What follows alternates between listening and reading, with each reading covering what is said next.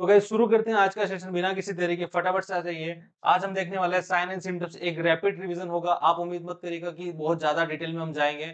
हम शॉर्ट में और स्वीटली समझेंगे किसी बीमारी के क्लासिकल सिम्टम्स से कैसे पता किया जाएगा। अगर हमको एग्जाम की लैंग्वेज में मिल जाएगा ये सिम्टम है तो हम सीधा बता देंगे कि सर ये हमारा डिजीज कंडीशन है। तो सबसे पहले चलते हैं हम पाइलोरिक स्टोनिसिस के ऊपर। पाइलोरिक स्टोनिसिस के अंदर पता होगा कि इसोफेगस से आता है स्टमक, स्टमक के बाद जाता है ड्यूडेनम, ड्यूडेनम के फर्स्ट पार्ट से जुड़ता है पाइलोरस, पाइलोरस स्टमक का लास्ट पार्ट होता है। पाइलोरस के अंदर क्या होते हैं, जो मसल होती है वो स्मूथ मसल होती है। उन स्मूथ मसल में क्या हो जाती है, टाइटनिंग हो जाती है। टाइटनिंग हो जाती है उसके कारण क्या होगा, कॉन्स्ट्रिक्टेड हो जाएंगे। कॉन्स्ट्रिक्टेड हो जाने से क्या होगा, जो फूड है, जो पार्ट जो अंदर का कंटेंट है, एब्डोमेन कंटेंट है, फूड कंटेंट है, वो आगे क्या होगा, पास थ्रू नहीं होगा। उसको क्या बोलते हैं, स्टेनोसिस, मतलब नैरोइंग ऑफ द पाइलोरस। तो सिंपल सा डिजीज का मतलब क्या है, narrowing of the pylorus part of the stomach. इसके अंदर क्लासिकल साइन एंड सिम्टम्स क्या देखने को मिलते हैं। क्लासिकल साइन एंड सिम्टम्स में सबसे पहला था प्रोजेक्टाइल वोमिटिंग। जी हाँ, प्रोजेक्टाइल वोमिटिंग क्यों होगी, आगे पाइलोरस पार्ट क्या है, स्टेनोसिस हो रखा है वहां पे। उससे क्या होगा, फूड कंटेंट आगे फॉरवर्ड नहीं हो पाएगा, तो रिगर्जिटेशन होगा। क्या होगा, रिगर्जिटेशन, रिगर्जिटेशन से क्या होगा, बैक फ्लो होगा और क्या होगा, सीधा वॉमिटिंग होगा। कंटिन्यूस एचसीएल सिक्रेशन बढ़ता जाएगा। एचसीएल सिक्रेशन बढ़ेगा तो वो क्या करेगा, गैग रिफ्लेक्स को, गैग रिफ्लेक्स को क्या करेगा, स्टिमुलेट करेगा और क्या होगा, वॉमिटिंग। क्या होगा, वॉमिटिंग। जी हाँ, बिल्कुल क्लियर है, वॉमिटिंग होने वाली है। नेक्स्ट, ऑलिव लाइक मास, ठीक है, पाइलोरिक पार्ट में देखने को मिलेगा। ठीक है, पाइलोरिक हाइपरट्रोफी हो जाती है। जी बिल्कुल, स्मूथ मसल होती है वो क्या हाइपरट्रोफाइड हो जाएगी। सो हमको क्या लगेगा, वो पार्ट कैसा लगेगा फील करने में, ऑलिव मास, एक ऑलिव तरह का क्या है, हार्ड मास फील होगा, क्योंकि वहां पे क्या हो रखी है, हाइपरट्रोफी हो रखी है। नेक्स्ट बोलेंगे मेटाबॉलिक एल्कलोसिस पूछा जाता है पाइलोरिक स्टेनोसिस में, कौन सा मेटाबॉलिक रहेगा, एसिडोसिस रहेगा या एल्किलोसिस रहेगा। तो हमको क्या बोलना है, एल्किलोसिस रहेगा। क्यों रहेगा, क्योंकि देखो वहां पे क्या हो रहा है, वॉमिटिंग हो रही है, परसिस्टेंट वॉमिटिंग या कंटिन्यूस वॉमिटिंग के अंदर क्या होता है, सारा एचसीएल आउट हो जाता है। एचसीएल क्या हो जाएगा, आउट हो जाएगा, तो हमारे पास क्या रहने वाला है, अंदर बाइकार्ब रहने वाले हैं। तो ठीक है, मेटाबॉलिक एल्केलोसिस रहेगा। नेक्स्ट, इसके अंदर सर्जरी से रिलेटेड क्वेश्चन पूछते हैं। सर्जरी से रिलेटेड क्या क्वेश्चन पूछा जाता है कि पाइलोरिक स्टेनोसिस में कौन सी सर्जरी करते हैं। तो बोलेंगे रेमस्टेट, क्या बोलेंगे, रेमस्टेट सर्जरी। रेमस्टेट सर्जरी के अंदर क्या होते हैं, पाइलोरोस्टोमी करते हैं। पाइलोरिक के पार्ट को क्या करते हैं, स्मूथ मसल को थोड़ा सा कट डाउन करके ओपन कर लेते हैं, ताकि क्या होता है, रिलैक्स हो जाए वहां की स्मूथ मसल, वहां पे एक ओपनिंग क्रिएट हो जाए, स्टेनोसिस को हम रिड्यूस कर लें और हमारा फूड क्या हो गया, आगे पास थ्रू होके ऑब्स्ट्रक्शन ना रहे। सो क्लियर है, पाइलोरिक स्टेनोसिस के ऊपर क्लासिकल सिम्टम और सर्जरी को बोलते हैं, क्या बोलेंगे, रेमस्टेट सर्जरी। चलते हैं नेक्स्ट के ऊपर। नेक्स्ट हमारे सामने इंस्टूससेप्शन, क्या है, इंस्टूससेप्शन। जी हाँ बिल्कुल, इसके अंदर क्या होता है, सॉसेज शेप मास। कैसा, सॉसेज शेप मास पाल्पेबल होता है in the right upper quadrant of abdomen. कहां पे, राइट, राइट अपर क्वाड्रेंट के अंदर इंस्टूससेप्शन। अब सर राइट अपर एंड क्यों बोला, क्योंकि हमने बोला यहाँ पे इलियम और सिकम के बीच में, इलियम सिकम के अंदर क्या हो जाता है, प्रोट्रूडेड हो जाता है। क्या हो जाता है, प्रोट्रूड हो जाता है। उसके कारण हमें क्या देखना मिलेगा, इंस्टूससेप्शन, मतलब एक इंटेस्टाइन का पार्ट दूसरे इंटेस्टाइन पार्ट के अंदर धस जाता है, उसको बोलते हैं इंस्टीट्यूशन। बच्चों में सबसे ज्यादा होती है। ठीक है, ऑलिव शेप पूछेगा तो हमें क्या आंसर देना है, पाइलोरिक स्टेनोसिस। अगर सॉसेज शेप पूछेगा तो हमें देना है इंस्टीट्यूशन। इसमें एक साइन देखने को मिलता है जिसको बोलते हैं डांसिंग साइन। क्या बोलते हैं, डांसिंग साइन या डांसिंग साइन। इसमें क्या होता है, एम्प्टी पोर्शन फिल होता है राइट लोअर क्वाड्रेंट में। राइट लोअर क्वाड्रेंट क्यों बोला, क्योंकि हमारा जो इलियक सिकम का पार्ट है वो यहाँ राइट लोअर क्वाड्रेंट में उपस्थित होता है, इसलिए वहां पे क्या फील होगा, एम्प्टी पोर्शन फील होगा। इसको बोलेंगे डांस टाइम। ठीक है, नेक्स्ट चलते हैं इंस्टीट्यूशन के बाद फटाफट से रिवीजन करने के लिए, एडिसन डिजीज। एडिसन डिजीज के अंदर हमने देखा था ये हमारा एंडोक्राइन सिस्टम से रिलेटेड है। जी हाँ बिल्कुल, तो इसको हम याद रखेंगे, ए डबल डी एस है, एडेस है, एड्स से याद रखेंगे, ए डबल डी एस। ठीक है, इसके अंदर क्या होता है, अपना ग्लूकोकोर्टिकोइड, मिनरलोकोर्टिकोइड और एंड्रोजन क्या हो जाता है, कम हो जाता है। मतलब सीधा सीधा बोले तो ए फॉर एड, क्या करना है, स्टेरॉइड,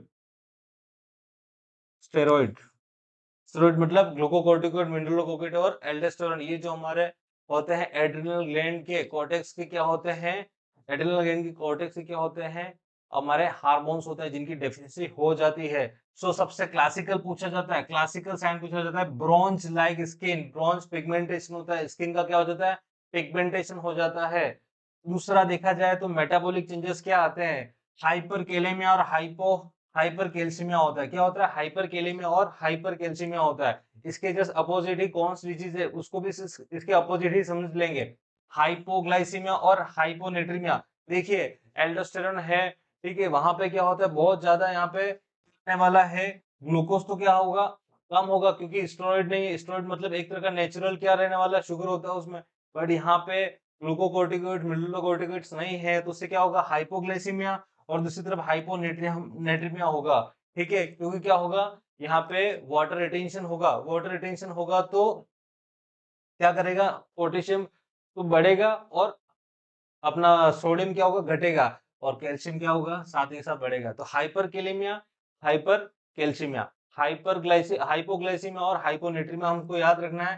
ठीक है, एडसन डिजीज को एड से याद रखेंगे। ठीक है, एफ और एडेड स्टेरॉइड। ठीक है, नेक्स्ट देखते हैं इसके opposite Cushing disease. Cushing disease या कुशिंग सिंड्रोम के अंदर क्या होता है, ट्रंकल ओबेसिटी।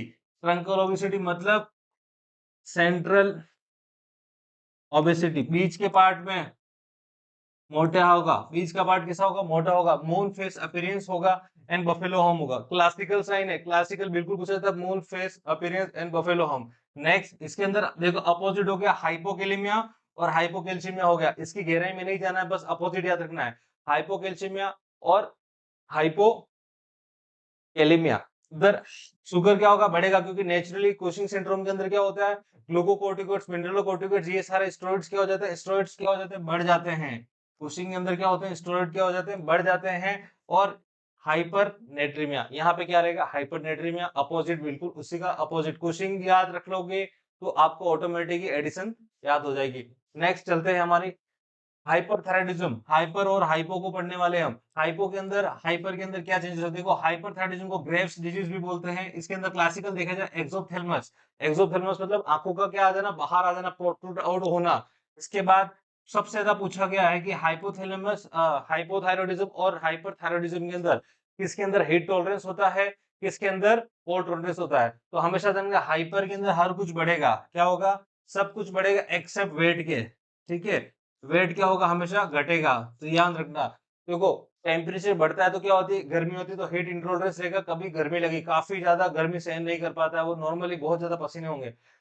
पेरिस्टाल्सिस मूवमेंट बढ़ते हैं, पेरिस्टाल्सिस मूवमेंट बढ़ेंगे तो क्या होगा, डायरिया होगा, और क्या होगा, इंक्रीज ब्लड प्रेशर और heart rate.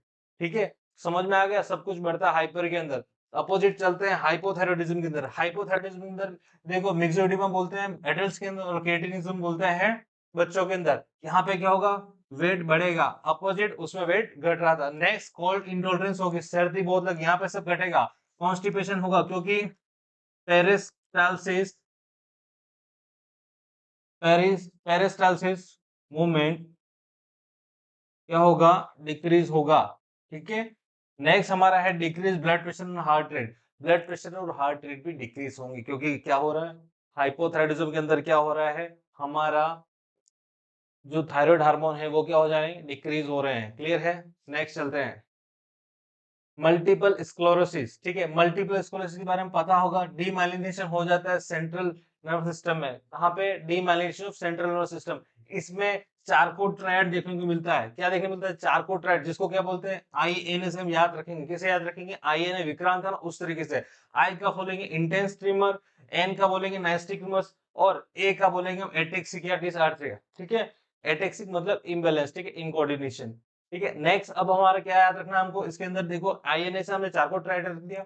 Bladder movement, ball function impaired होंगे, ब्लैडर और बॉवेल इन्वॉल्वमेंट रहेगा, दोनों इंपेयर होंगे। ठीक है, विजुअल डिस्टर्बेंस में डिप्लोपिया और स्कोटोमिया होगा।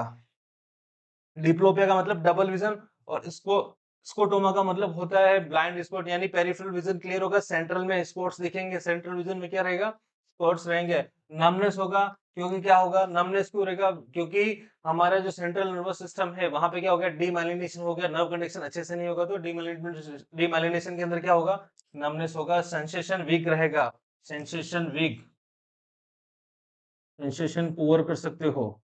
क्लियर है, नेक्स्ट देखते हैं फटाफट से अपोजिट देखो, दो इस बार नोट सेट 2023 के अंदर जो प्री के अंदर क्वेश्चन पूछा था एक्यूट कोलिंजाइटिस के क्लासिकल ट्रायड पूछा था, उसको हम जेफ से याद रखेंगे।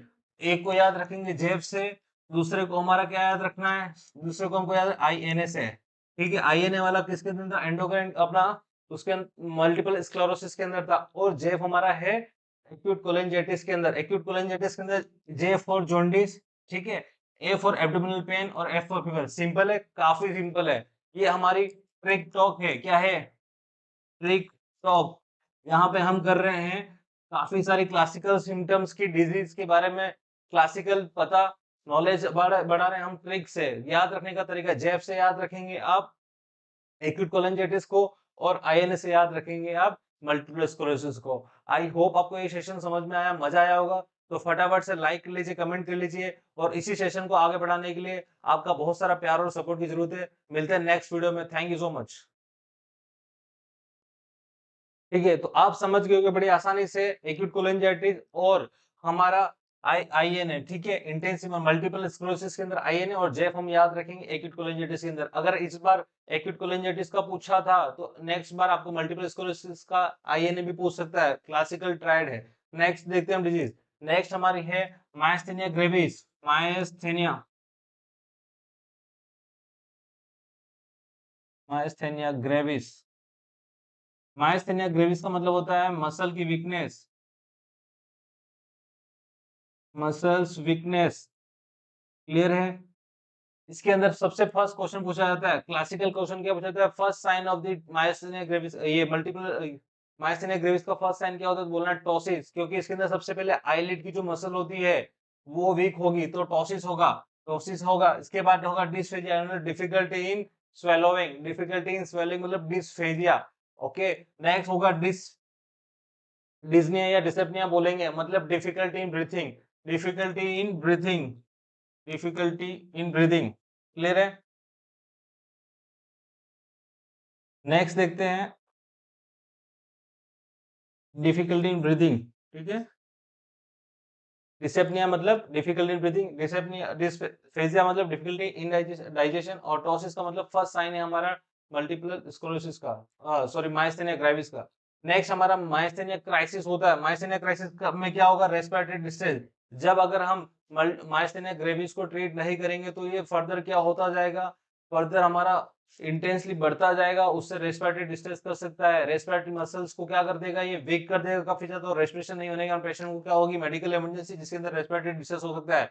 मायस्थेनिया ग्रेविस क्लियर हो चुका होगा आपका। नेक्स्ट चलते हैं एनसेफेलाइटिस। एनसेफेलाइटिस मतलब इंफ्लेमेशन ऑफ ब्रेन मेनिंजस। ठीक है, उसके अंदर क्या होगा, इंफ्लेमेशन ऑफ मेनिंजस विद मेनिंजाइटिस। ठीक है, तो मेनिंजाइटिस के साथ अब हमारा क्या हो गया है, एनसेफेलाइटिस बढ़ गया। तो मेनिंजाइटिस के जो कॉमन सिम्टम्स है वो तो आपको देखने मिलेंगे, साथ में देखने मिलेगा कोल्ड सोर और ulceration in oral mucosa. Clear है, पेशेंट को ओरल म्यूकोसा के अंदर क्या होंगे, अल्सरेशन देखने मिलेगा due to herpes simplex virus. Herpes simplex virus. Next देखने को मिलेगा एटेक्सिया अल्टर्ड सेंसर। एटेक्सिया देखने को मिलेगा मतलब कोऑर्डिनेशन नहीं होना मूवमेंट का। ठीक है, मूवमेंट का बैलेंस का कोऑर्डिनेशन नहीं होना, एटेक्सिया हो गया। और नेक्स्ट आता है अल्टर्ड सेंसेस। सेंसेस क्या होंगे, अल्टर्ड होगा, क्योंकि देखो ब्रेन की मेनिंजेस इन्फेक्टेड है, इन्फ्लामेशन हो रखा है। एनसिफिलस मतलब सिफिलाइटिस हो रखा है, मतलब एनसिफिलस पार्ट को क्या हो रखा है, इन्फ्लामेशन हो रखा है। क्लियर है, एनसिफिलाइटिस सिंपल सा है, बड़ा क्लासिकल चीजें पूछी जाती है। नेक्स्ट हमारा आता है ट्राइस्मस जोलोग tonic, contraction of mastication muscles during encephalitis and tetanus. एक हमारा ट्राइस्मस जो लॉकिंग टॉनिक पूछा जाता है, ये किसमें को देखने मिलता है, एक मस्कुलर कॉन्ट्रैक्शन होता है। क्या होता है, मसल्स का कॉन्ट्रैक्शन होता है, मेस्टिकेशन मसल्स का, जो दो ही टाइम में देखने मिलता है, या तो एनसेफेलाइटिस में या टेटेनस में। क्लोस्ट्रिडियम टिटेनी के द्वारा टिटेनस होता है, एक तरह का इन्फेक्शियस डिजीज है टिटेनस, आपको पता था जो लॉकिंग। ठीक है, तो इसके अंदर क्या देखने मिलता है हमको, मेस्टिकेशन मसल्स होती है उनका एक इंटेंस कॉन्ट्रैक्शन देखने को मिलता है, तो उसको बोलेंगे ट्राइस्मस जोलोग टॉनिक। ठीक है, नेक्स्ट डिजीज हमारे देखते हैं जीबीएस, गुलेन बेरी सिंड्रोम। एक infectious demyelination of peripheral nervous system है। देखो मल्टीपल स्क्लेरोसिस के अंदर ध्यान रखना वो कौन सा होता है, सेंट्रल नर्वस सिस्टम का डीमाइलिनेशन, और पेरिफेरल डीमाइलिनेशन किसका होता है, जीबीएस का। ठीक है, जीबीएस में क्या हो रहा है, पेरिफेरल नर्वस सिस्टम का माइलिनेशन। इसके द्वारा पूछा जाता है मोस्ट कॉमन कोज क्या है इसका, कैम्फाइलोबैक्टर जेजेनी। कैम्फाइलोबैक्टर जेजेनी होता है इसके अंदर देखो असेंडिंग मसल्स की वीकनेस होती है। कंसर्न सबसे इंपॉर्टेंट रहता है रेस्पिरेटरी फेलियर। असेंडिंग देखो बहुत बार पूछा गया है। असेंडिंग का मतलब क्या होता है? ये पेशेंट हो गया हमारा, ठीक है, ये हमारा पेशेंट हो गया। इसके अंदर वीकनेस क्या आ जाएगी? नीचे से ऊपर, नीचे से ऊपर फुट एरिया से लेके एब्डोमेन, फिर आ गया हमारा थोरैक्स रेस्पिरेटरी, देन अपर की तरफ, नीचे से ऊपर की तरफ जाता है तो इसको क्या बोलेंगे? असेंडिंग वीकनेस बोलेंगे। ये सबसे ज्यादा पूछा गया क्वेश्चन है हमारा। इसके जीबीएस के अंदर रेस्पिरेटरी फेलियर सबसे बड़ा कंसर्न रहता है। नेक्स्ट आते हैं हम स्ट्रोक के अंदर। स्ट्रोक के अंदर क्या होता है? स्ट्रोक हमारा क्या इम्पेयर्ड ब्लड सप्लाई होता है ब्रेन के अंदर। क्या होता है? Impaired blood supply in brain. दो तरह से होता है, इस्चेमिक होता है और दूसरा होता है हेमरेजिक। इस्चेमिक के अंदर क्या होता है? नमनेस होती है सबसे पहले, फेस ड्रॉपिंग हो जाता है। क्या देखने को मिलेगा? फेस ड्रॉपिंग देखने को मिलेगा। आर्म्स की वीकनेस देखने को मिलेगी, स्पीच डिफिकल्टी होगी, ठीक है, हेमीपैरेसिस एंड सीजर होंगे, वन साइड की वीकनेस हो जाएगी और सीजर देखने को मिलेगा। तो स्ट्रोक के पेशेंट में सबसे पहले देखते हैं फेस ड्रॉपिंग देखते हैं। पेशेंट का चेहरा एक तरफ से वीक हो रहा है, मसल वहां की वीक हो रही है। दूसरा हम देखने मिलेंगे डिफिकल्टी इन बोलने में, उसको दिक्कत हो रही है, नमनेस फील हो रही है, सेंसेशन कम लग रहे हैं। और दूसरा हमारा हेमरेज के अंदर एक्सप्लोडिंग हेडेक होगा, फीवर होगा, सीजर होगा। हेमरेज के अंदर क्या होता है? ब्लड वेसल्स को फूट जाती है अंदर, तो क्या होगा? बहुत सारा ब्लड स्प्रेड हो जाएगा, फैल जाएगा। उसके कारण क्या होगा? अंदर का आईसीपी बढ़ेगा। आईसीपी बढ़ने से क्या होगा? बहुत सारा हेडेक होगा, ट्रोम्बोलिक हेडेक होगा, मतलब सिर फट जाए ऐसा सिर दर्द होता है। तो क्लासिकल डिफरेंस याद रखना, स्टेमी मतलब सप्लाई तो है पर इम्प्रॉपर है, किसी ऑब्स्ट्रक्शन में रुक गई है या फिर वीक है। हेमरेज के अंदर ब्लड वेसल का फट जाना। तो इसके अंदर सबसे पहले क्या देखा जाता है? हेड इंजरी के अंदर या स्ट्रोक के अंदर देखते हैं ना हम, जब भी क्या होता है? अल्टर्ड सेंसोरियम होता है, मतलब आईसीपी बढ़ जाएगा, जिसका फर्स्ट साइन क्या होता है? Altered sensorium. नेक्स्ट आता है Parkinson disease, progressive degenerative brain disease है, डेफिशिएंसी ऑफ डोपामिन के कारण होती है। फर्स्ट साइन क्या? Micrographia, first sign micrographia. दूसरा ट्रिमर्स बोलते हैं, pill rolling tremors. Pill rolling मतलब हाथ में एक पील पकड़ रहे हो, उसको घुमा रहे हो, ये देखिए हमारे फिंगर्स तो अंदर की तरफ रोटेट होती है और थंब बाहर की तरफ, इस तरह को बोलते हैं पील रोलिंग ट्रिमर्स। फिर आती है सबसे ज्यादा रेजिडिटी, रेजिडिटी को बोलते हैं नक्चल रेजिडिटी। इसके कारण क्या होता है? फेस क्या होगा? मास्क लाइक दिखेगा, बिल्कुल लूज सा फेस। ब्रेडिकाइनेसिस, मूवमेंट स्लो हो जाएंगे, पोस्चरल चेंजेस होगा, जिसको बोलते हैं gait shuffling. Gait shuffling slow चलेगा, बड़ा ही ऑटोनोमिक या ऑटोनोमिक ऑटोनोमिक डिसफंक्शन हो जाएंगे। मतलब बीपी क्या हो जाएगी? कम हो जाएगी। हार्ट रेट क्या हो जाएगी? कम हो जाएगी, क्योंकि सिंपैथेटिक सिस्टम क्या हो जाता है? बंद हो जाता है। तो उसमें पैरासिम्पैथेटिक सिस्टम ही एक्टिवेटेड रहता है, तो इसलिए बोलेंगे ऑटोनोमिक डिसफंक्शन। अगर नेक्स्ट आता है tic douloureux, severe sharp pin point pain होता है। इसका दूसरा नाम होता है ट्राइजेमिनल न्यूरalgia। ट्राइजेमिनल न्यूरalgia क्यों बोलते हैं? क्योंकि इसके अंदर क्या होता है? नर्व का पेन होता है। कौन सी नर्व का? Facial nerve, cranial nerve number 7, sorry cranial nerve number 5, trigeminal nerve का। ट्राइजेमिनल ट्राइजेमिनल नर्व के अंदर चोट होने से ट्राइजेमिनल नर्व 5th नंबर की होती है, तो उसके कारण से इसको पेन होता है। देखो तीन तरह की होती है, मैंडिबुलरी और अपना मैक्सिलरी, और क्या होता है? फेशियल। तीनों पार्ट्स में ऑप्थेल्मिक, तीनों पार्ट में क्या होता है? ऑप्थेल्मिक, मैक्सिलरी और मैंडिबुलरी, तीनों इसकी ब्रांचेस होती है। तीनों ब्रांचेस कहाँ का सप्लाई? फेस के तीनों पार्ट में सप्लाई करते हैं, इसलिए शार्प पिंग पॉइंट पेन होगा तो ट्राइजेमिनल न्यूरalgia। ये क्वेश्चन काफी पूछा जाता है। क्लियर है? नेक्स्ट देखते हैं इंक्रीज आईसीपी। हेड इंजरी के अंदर सबसे पहले क्या होगा? आईसीपी ही बढ़ेगा। अगर पेशेंट को हेड इंजरी हुई है या हेमरेजिक हुई है, स्टेमिक हुई है, पेशेंट का रोड ट्रैफिक एक्सीडेंट हो गया, तो उसको सबसे पहले क्या होगा? आईसीपी बढ़ेगा। इंक्रीज इंट्राक्रेनियल प्रेशर, तो फर्स्ट साइन आता है, फर्स्ट साइन इन आईसीपी पूछते हैं अल्टर्ड कॉन्शियसनेस। इस दूसरा देखा जाता है कोशिंग ट्रायड देखा जाता है आईसीपी के अंदर, लेट साइन बोलते हैं इसको। क्या होता है? Late sign. Late sign of ICP क्या है या हेड इंजरी क्या पूछे तो कोशिंग ट्रायड बोल सकते हैं, जिसके अंदर वाइड पल्स प्रेशर रहेगा। ठीक है, पल्स प्रेशर वाइड रहेगा, यानी हाइपोटेंशन भी हो सकता है ऑप्शंस में आपको। Hypotension, hypotension. और नेक्स्ट देखा गया ब्रेडिकार्डिया, हार्ट रेट क्या हो जाएगी? डिक्रीज हो जाएगी। और तीसरा इनरेगुलर रेस्पिरेशन, तो पल्स, बीपी, रेस्पिरेशन तीनों अल्टर्ड हो जाते हैं, तीनों क्या हो जाएंगे? कम होंगे। देखो तीनों घट रहे हैं, रेस्पिरेशन घट रहा है यानी इरेगुलर हो गया, ब्लड प्रेशर घट रहा है यानी वाइड पल्स प्रेशर हो गया। और तीसरा क्या था हमारा? हमारा था ब्रेडिकार्डिया, हार्ट रेट कम, और इसको बोलेंगे कुशिंग ट्रायड बोलेंगे। क्या बोलेंगे? Cushing triad. खत्म हो गई बात आईसीपी की। तो लेट साइन पूछे तो कुशिंग ट्रायड करना, अर्ली साइन पूछे तो अल्टर्ड कॉन्शियसनेस करना है। नेक्स्ट फटाफट से देखते हैं हेड इंजरी के अंदर फर्स्ट साइन, अर्ली साइन आता है अल्टर्ड लेवल ऑफ कॉन्शियसनेस, यानी इंक्रीज आईसीपी हो रहा है। ब्रेडिकार्डिया होगा, पेपिलोइडियम होगा, मतलब अपनी आइस की चारों तरफ क्या होगा, एडिमा होना शुरू हो जाएगा। लेफ्ट साइड में आपको बताया मैंने, कुशिंग टायर्ड हो गया, डिकॉर्टिकेट और डिसेरिब्रेट। डिकॉर्टिकेट कॉर्टिकेट मतलब एबनॉर्मल फ्लेक्शन और डिसेरिब्रेट का मतलब होता है एबनॉर्मल एक्सटेंशन। ठीक है, अगर पूछ ले क्वेश्चन में डिकॉर्टिकेट या डिसेरिब्रेट अगर पार्ट में इंजरी है तो कौन से ब्रेन के पार्ट में इंजरी है, तो बोलेंगे ब्रेन स्टीम, ब्रेन स्टीम। और बोले कि डिकॉर्टिकेट पोस्चर है तो कौन से पार्ट में, तो कॉर्टेक्स में, या बोल सकते हैं सेरिब्रम पार्ट में, सेरिब्रल पार्ट में इंजरी है। क्लियर है? सो ये हमारा हेड इंजरी का अर्ली और लेट साइन हो गया। आई होप आपको ये सेशन पसंद आएगा, तो फटाफट से लाइक कर लीजिए, कमेंट कर लीजिए, सब्सक्राइब कर लीजिए। इसी तरह से ट्रिक टॉक की क्लास आगे जारी रहेगी और फटाफट से बड़ी प्यारी प्यारी सी छोटी छोटी सी ट्रिकों से बड़े आनंदित माहौल में आपको चीजें सिखाने वाले हैं। तो इसी तरह से बने रहिए हमारे साथ। Thank you so much.